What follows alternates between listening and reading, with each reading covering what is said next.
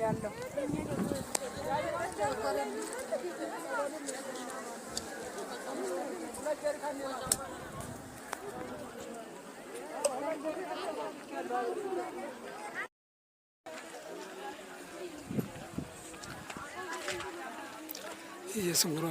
የስውሯ ማርያም ቦታ ነው የምታዩት። ህዝቡ ሲወርድ ነው ከቤተ ክርስቲያኑ ቀጥታ እንደዚህ ወርድና መኪናውን ታያላችሁ። ይሄው ያለ መኪና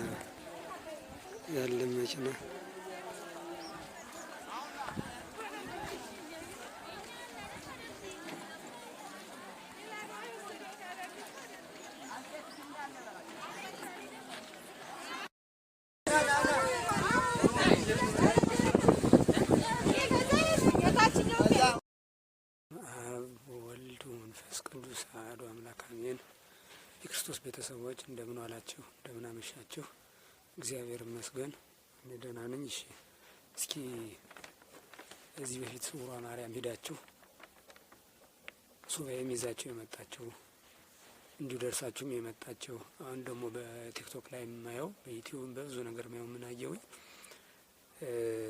ስውሯ ማርያም እንደዚህ ናቸው፣ እንደዚህ ሆኑ፣ እንደዚህ ሆኑ ብዙ ነገር አየሁኝ ማለት ነው። አሁን በ9 እጄ እስከ 17 ቆይቼ መጥቻለሁ።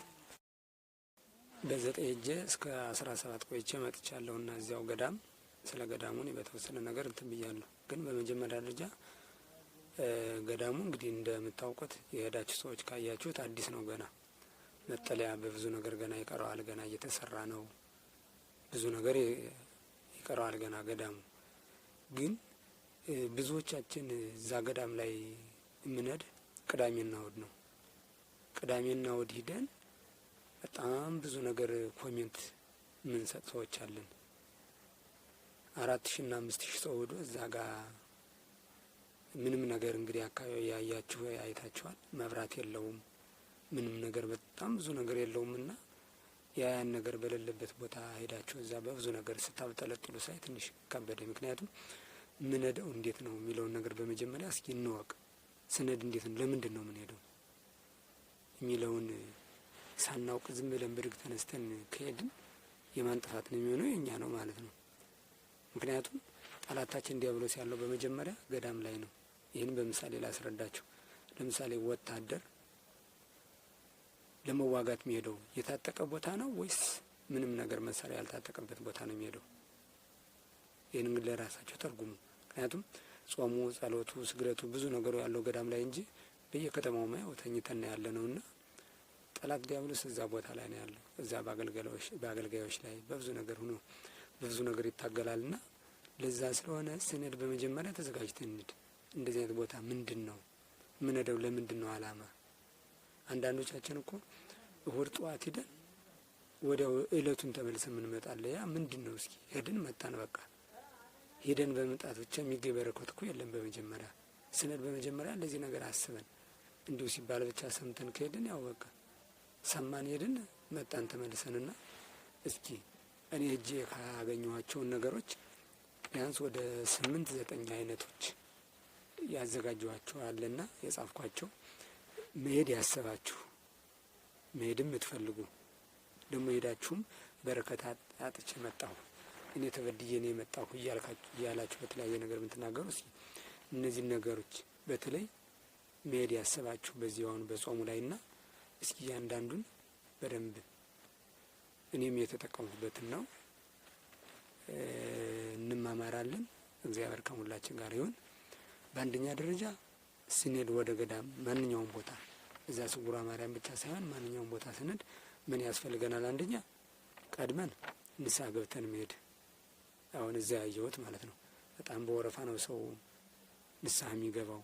ያ ነገር ብዙ ነገራችን ይጓተታል ብዙ ነገር። ምክንያቱም አንድ ቀን ባይደርሰን 2 ቀን 3 ቀን እያለ ይፈጅብናል። አንድ ንስሐ ገብተን መሄድ በአንደኛ ደረጃ ማለት ነው። ወደ ገዳም ስንሄድ ማንኛውም ቦታ ስንሄድ ወደ ገዳም ስንሄድ ግን በመጀመሪያ ንስሐ ከመግባት ደግሞ ተጨማሪ ነገር ምንድነው? አእምሯችን አዘጋጅተን መሄድ አለብን። ምንድነው ለማድረግ ይሄድ ነው ምን ሄደው ለምሳሌ እንዲሁ እሁድ ጧት በጉዞ ሄደን ተመልሰን እሁድ ምን መጣ ሰዎች አለን በየከተማው የተለያየ ብንሆን ምን ደርስበት ሰዓት ማለት ነው። ያ ምንድነው? በረከት አናገኝም። ምክንያቱም እለቱን ሄድን እለቱን መጣን ምኑን ነው የምናገኘው? እሁድና ቅዳሜማ እጅጉን እኮ ሰው በጣም በየገዳሙ የሚገፋፋበት ነው። በረከት አይደለም የምናገኘው፣ ምንም ነገር የምናገኘው ነገርም የለም። በቃ ለዚህ ነገር ስንሄድ በመጀመሪያ ተዘጋጅተን መሄድ አነሰ ቢባል ወይ 3 ቀን ወይ 1 ሳምንት እንደምን ፈቃድም ሰራተኞች ሆነን ፈቃድ የአመት ፈቃድም ቢሆን አስፈቅደን እንደዚያ መሄድ እንጂ ዝም ብለን የምንመጣ ከሆነ ምንም ዋጋ የለውምና ይሄንን አድርጋ አብሮ ከንሳው ጋር ማለት ነው። ሌላ ወደ ገዳሙ ስትሄዱ ደርሶ መልስ ካልሆነ እለቱን ተመልሳችሁ የምትመጡ ከሆነ ምንም ዋጋ የለውም ማለት ነው። ስለዚህ ዋጋ አታገኙም። ሌላው ምንድነው? ወደ ገዳም ስትሄዱ ለምሳሌ ለመሰንበታችሁ ለመምጣት ከፈለጋችሁ ምን ያስፈልጋል? ልብስ፣ የምኝታ ምንጣፍ መያዝ፣ ሸራ እንደየገዳሙ ቢለያይም አሁን ስለ ስውሯ ማርያም የምንነጋገረውና ልብስ ግዴታ ነው። የምኝታ ምንጣፍ ግዴታ ነው። ሸራ ግዴታ ነው። ምክንያቱም ገዳሙ ላይ ብዙ ሰው ስላለ በቀላሉ እዛ ቦታ ላይ የሚፈቀደው ለምንድን ነው ማለት ነው? ለታመሙ አቅመ ደካማ ለሆኑ እንጂ ለማንኛውም መጠለያ ስለማይሰጥ በራሳቸው ሸራ ወጥራችሁ ስለሆነ ለዚህ ነገር ተዘጋጅታችሁ መሄድ። 3ኛ የምግብ ሁኔታ ስትሄዱ ለምሳሌ እዛ ገዳም ስትሄዱ ሰንበታችሁ ለመምጣት ስትሄዱ እዚሁ ምን ማዘጋጀት አለባችሁ? በሶ ብዙ ጊዜ እዛውን የሚፈቀደው በሶ፣ ሽምብራ እና የገብስ ቆሎ እነዚህ 3 ነገሮች ናቸው እዚህ ከገዳሙ ላይ የሚፈቀዱት ማለት ነው። የሚፈቀዱት ሲባል ግን እንጀራ መብላት ይከለከላል ወይ ብላችሁ ደግሞ እንትን እንዳትሉ። አይከለከልም። ግን ገዳም ስንሄድ በመጀመሪያ ሆዳችን ለመሙላት አይደለም የምንሄደው። ሆዳችን ለመሙላት ካልሆነ ደግሞ እነዚህ ነገሮች ይዞ መሄድ ማለት ነው። ምክንያቱም በረከት ለማግኘት ጤናችን እንዲመለስ ቤተሰቦቻችን በብዙ ነገር የተጎዱ ከሆነ በመተት በተለያየ በሽታ የሚሰቃዩ ከሆነ ለነሱ መጸለይ መንሄድ ከሆነ እነዚህን ነገር አድርገን መሄድ ማለት ነው። 4ኛው ደግሞ ጸበል የሚገኘው አሁን ስውሯ ማርያም ላይ ያለው ጸበል ከሰኞ እስከ እሁድ ሁሌም ይገኛል። ከጧቱ 4 ሰዓት በኋላ 4 ሰዓት ከ5 ሰዓት በኋላ ቢያንስ እንደዛ አካባቢ ጀምሮ ሁሌም አለ፣ ሁሌም ይገኛል ማለት ነው። እኔ እጅ ያየሁትን ነው የምነግራችሁ። ይገኛል ጸበል። ልብ አድርጉልኝ። ጸበል በ5 ሊትር በ10 ሊትር እላዩ ላይ ምን ማድረግ አለባችሁ? ገና ከዚህ ከከተማው በተለያየ ቦታ ስትሄዱ በፓርከር የክርስትና ስማችሁን ወይም ደግሞ ስማችሁን ጽፋችሁ ወስዳችሁ እዚያ በወረፋ ማስያዝ፣ ወረፋ የሚያዝበት ቦታ ላይ ማለት ነው። ስማችሁን ሳትጽፉ እንትን ካላችሁ ሌላውም ሰው አንስቶ ይወስደዋል። ምክንያቱም ምን ያክል ሰው እዚያ ጋር ያለው ያነባል የሚለውን እናንተ ለራሳችሁ ግንዛቤ ውሰዱ። ለመስረቅ ፈልጎም ይመጣም እንዳለ ሁሉ ደግሞ አንዳንዱ ደግሞ ሳያውቅም ዝም ብሎ ይዞ የሚሄድ ስላለ ለዚህ ነገር ማዘጋጀት ማለት ነው። ጽፋችሁ እዛችሁ ነው። 2ኛ ጽፋችሁ እዛ ጸበሉን ከሰጣችሁ በኋላ ምን ማድረግ አለበት? መዘጋጀት፣ እዛው መከታተል ስትቀበሉ ድረስ እዛው ቶሎ መከታተል። ለምን ወስዳችሁ እዛ ጥላችሁ ከተዋችሁ ጣው የሚያነሳው ምክንያቱም አንዳንዱ ያልገባውም ስላለ ያደርጋል ማለት ነው። ሌላው ደግሞ ያው እንዳልኳቸው ከሰኞ እስከ እሁድ ሁሌም አለ። ሌላው የቅቤ እምነት እና ስዕለ አድኖ መገበሪያ እነዚህ የሚገኙት ቅዳሜና ምን አልኳቸው? የቅቤ እምነት፣ ስዕለ አድኖ እና መገበሪያ። ስለ መገበሪያ ምንድነው ካላችሁኝ በቴሌግራም ላይ ቲክቶክ ላይ ወይ ደግሞ እዚሁ ዩቲዩብ ላይ መጽፍላችሁና ቴሌግራም በዚህ አማካይነት እዛ ላይ ነው እንጂ አሁን እዚህ ጋር እንደዚህ ነው ብዬ ላብራራላችሁ አልችልም። እዛ ላይ መገበሪያ ምንድነው ጥቅሙ የሚለውን ነገር እዛ ላይ በደንብ አብራራላችሁ ማለት ነው። ስለዚህ ያ የሚገኘው ቅዳሜና እሁድ ብቻ ነው። ሰው የሚበዛውም አንድም ለዚህ ነው።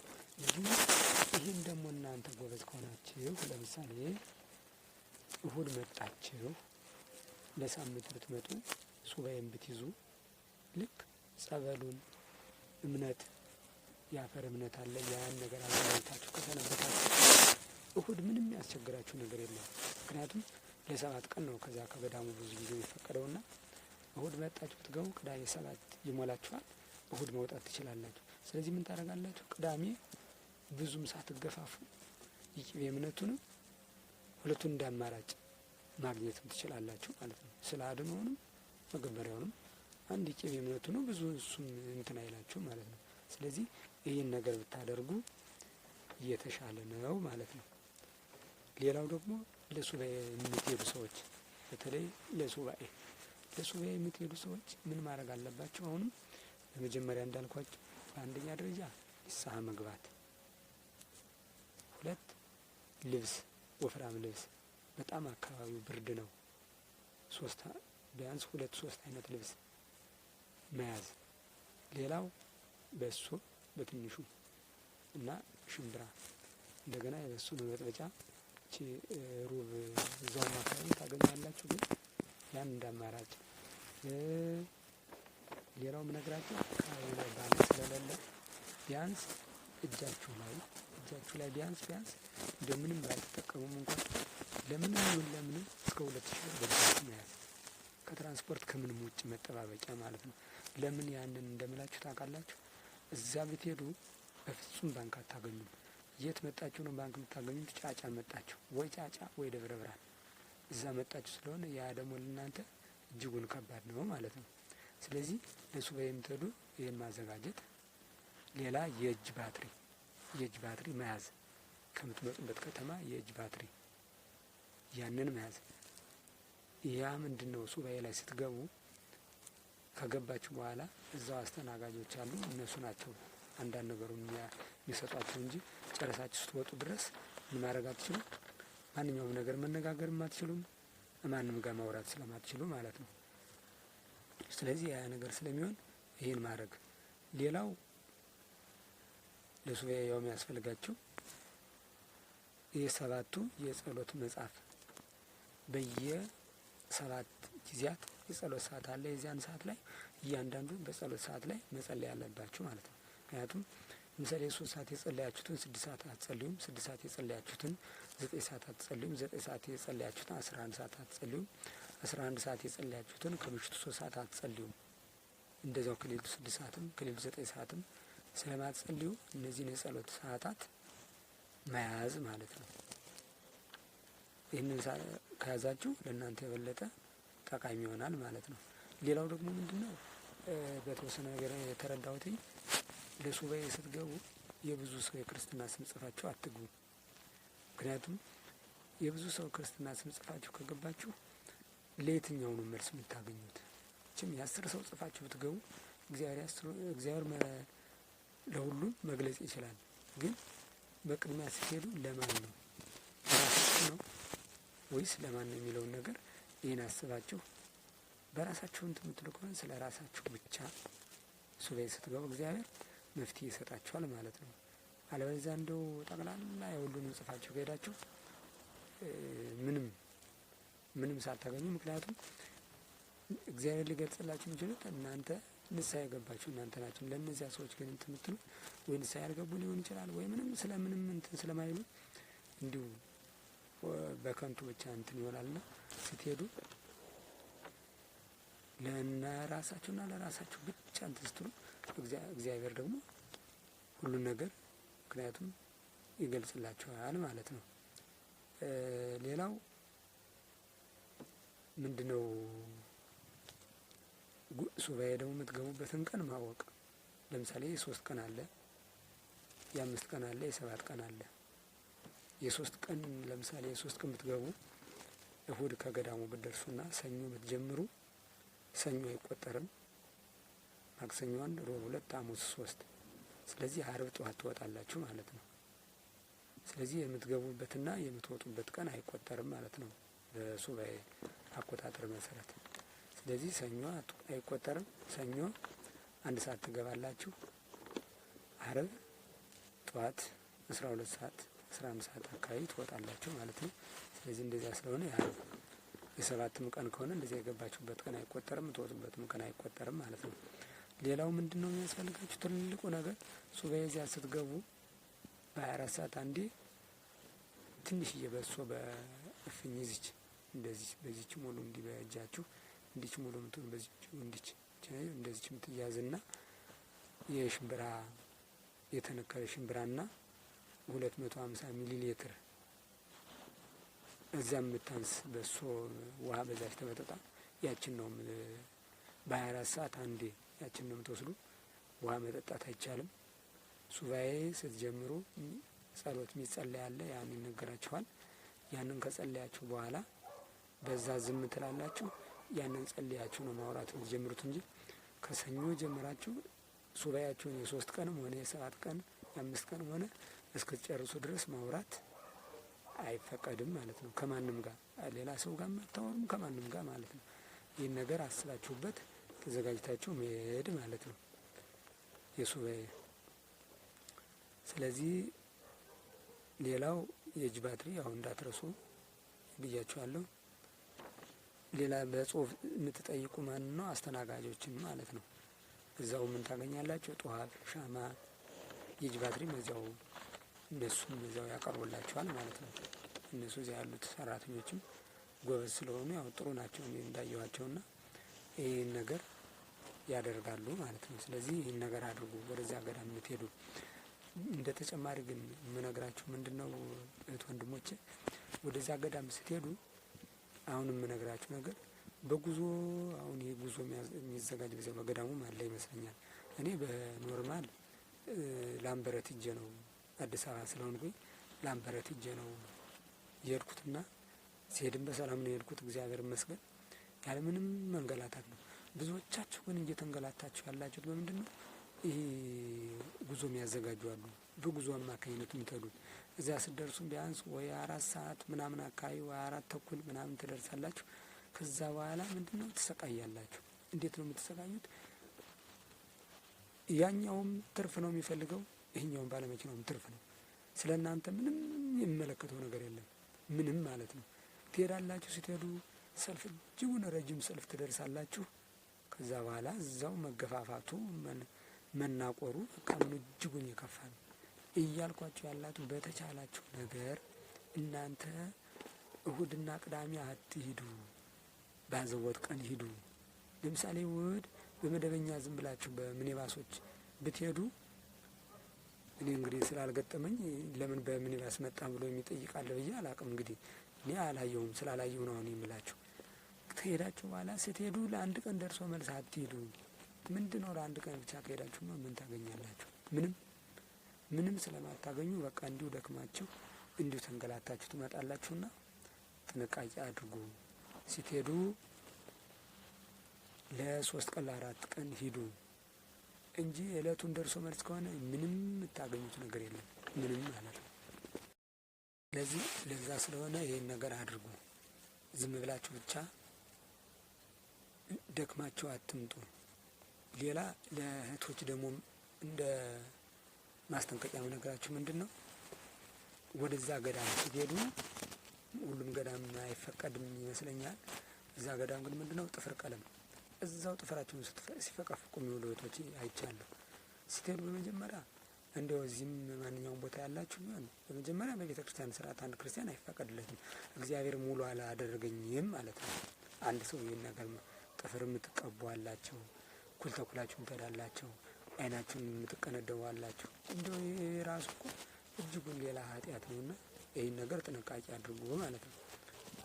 ሌላ ለሴቶች ለወንዶች የሚሆኑ ምንድነው ህልመ ሌሊት በተለይ ሱባኤ አስባችሁ የምትሄዱ ሰዎች ህልመ ሌሊት እንዳይመታቸው ድርሳነ ሚካኤል በተቻለ ነገር ድርሳነ ሚካኤል ይዛችሁ መሄድ እሱ ጥሩ ነው። ምክንያቱም ሴት እህቶቼ መልካ ሩፋኤል ስትጸልዩ ምን ይሆናል ማለት ነው ያ ህልመ ሌሊት እንዳይመታችሁ በተቻለ ነገር። ምክንያቱም ህልመ ሌሊት መታችሁ ማለት ከሱባኤው ያስወጣችኋል ማለት ነው። ወጣችሁ እንደገና 24 ሰዓት ውጭ ላይ ቆይታችሁ ነው እንደገና ተመልሳችሁ የምትገቡት ማለት ነው። ስለዚህ ይህን ነገር ጥንቃቄ አድርጉ ማለት ነው። ሌላው እንደ ተጨማሪ ምንድነው አንድ ነገር ያየሁት ስለ ገዳሙ ይህን ያክል ብር እንትን አለ ምናምን እያላችሁ በተለያየ በቲክቶክ በምኑ የምታወሩ አላችሁ። ስለዚህ እኛን አይመለከተንም። በመጀመሪያ ደረጃ እንደውም ማሰብ ያለባችሁ ስንሄድ ለምንድን ነው የምንሄደው ነው። ስንሄድ ለምንድን ነው የሄድነው? እግዚአብሔርን ለመጠየቅ ወላዲተ አምላክን ለመጠየቅ ከሆነ ሂደን በአዘቦት ቀን የምነግራችሁ እንድገኝ በአዘቦት ቀን ሄዳችሁ ሱባኤ ይዛችሁ ያን ሱባኤያችሁን ይዛችሁ ወይ ደግሞ ሄዳችሁ ጸበል ለመጸበል ከሆነ ደግሞ ሄዱና ጸበላችሁን ተጸበሉ። እዛ ውጭ ግን ዝም ብላችሁ ሄዳችሁ እዛ የተለያየ ነገር የምታደርጉ ሰዎች ምን ይሆናል ማለት ነው? እናንተ በመጀመሪያ በቃ እዛ ጋር አስተናጋጆች ጋር ትጣላላችሁ። አዎ እኔ አይቻቸዋለሁ። አስተናጋጆች ማለት ጥሩ ናቸው እያልኩም አይደለም። ግን እናንተ በመጀመሪያ ደረጃ እዛ ቦታ ላይ ስትሄዱ ፈተና እንዳለ አውቃችሁ ሄዱ ነው። ከቢሮ ጀምሮ ያሉት ጠቅላላ ማለት እዛ ጋር ታሞ በብዙ ነገር ተጎድቶ የሄደውን ህዝቡን አይረዱም። የሚረዳችሁ የለም። እዛ ጋር የሚረዳችሁ መድኃኔዓለም ኢየሱስ ክርስቶስ ብቻና እናቱ ድንግል ማርያም ብቻ ነች። ከዛ ውጭ ማንም የሚረዳችሁ የለም። ለዚህ ደግሞ እናንተ ተዘጋጅታችሁ ሂዱ። ስትሄዱ እዚሁ ሱባኤያችሁን ለመግባትም ከሆነ ለሱባኤ እዚህ ተዘጋጅታችሁ ንሳችሁን ገብታችሁ ልብሳችሁን ሁሉን ነገር አዘጋጅታችሁ ከሄዳችሁ ምን ያገናኛችኋል? በቃ የጸበል ሰዓት የምን ሰዓት ሲደርስ ሄዳችሁ ጸበላችሁን መረጨት በቃ። ይህን ስታደርጉ ምንም ያገናኛችሁ የለም። ግን ሰዓታችሁን ጠብቃችሁ ደግሞ ሰልፍ በሚኖር ሰዓት ላይ ቀደም ብላችሁ ለምሳሌ ቅዳሜና እሁድ የቅቤው እምነት የሚሰጥ ከሆነ ቀደም ብላችሁ ተኝታችሁ ማርፈር ሳይሆን ከሌሊቱ 11 ሰዓት አካባቢ ሄዳችሁ እዚያ መሰለፍ ሳይበዛ ብዙም ሳትገፋፉ እምነቱንም ታገኛላችሁ ማለት ነው። አለበለዚያ ብላችሁ 3 ሰዓት 4 ሰዓት መጣችሁ ከዛ በኋላ ብትገፋፉ በቃ የለም ሰው። ምክንያቱም አትገፋፉ ሲባል እንኳን አይሰማም ሰው፣ በፍጹም አይሰማም። እኔ እንዳየሁት በፍጹም አይሰማምና ስለዚህ ለዚህ ነገር ጥንቃቄ አድርጉ፣ ራሳችሁን ጠብቁ። ገዳም ስትሄዱ ዝም ብላችሁ አትጃጃሉ። ቅኑ ናችሁ። ንስሐ ገብታችሁ እግዚአብሔርን ለማግኘት እንጂ ሰውን ለማየት ሳይሆን የሰውን ኃጢአት ለማየት ሳይሆን እግዚአብሔርን ለማግኘት። ሌላው ደግሞ እዛው ገዳም ላይ ወሳኙ ነገር ለምሳሌ ልጅ አጣችሁ፣ ልጅ አልወልድ ያላችሁ በትክክሉ እዚያ ሄዳችሁ በአግባቡ ብትሳሉ መምህራን ማሰጣችሁ ምንም ምክንያት የለም። አማልጅን ማለት ነው። ጻድቃን ሰማዕታትን መጠየቅ መለመን ነው። ስትለምኑ ግን በአግባቡ ይሁን። ምክንያቱም በብዙ ነገር እግዚአብሔርን ስናስቀይም ኖረን መጨረሻ ብንሄድ አይሆንም። እግዚአብሔር እንደዚህ አይሰማም። በየሐኪም ቤቱ እየሄድን የተለያየ ነገር መድኃኒት የሚያስወልድ እኔ የምላችሁ በዚህ እንዲሁ እስኪ አንድ ነገር አስታወሱ። የሚያስወልድ ኪኒን ከውጭ እያስመጣችሁ የምትውጡ ምንድን ነው ግን ያ እንክብል እየወጣችሁ ያላችሁት ታውቁታላችሁ? የሌላ የፈረንጅ ዘርስ ቢሆን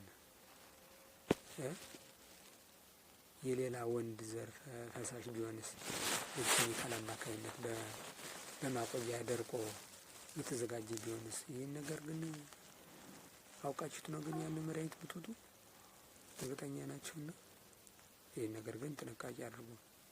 የእናንተን ዘር ሳይሆን የሰው ዘር ወልዳችሁ የሌላ ፈረንጅ ሌላ ነገር ትብላችሁ በመጀመሪያ እግዚአብሔር ይስጣችሁ።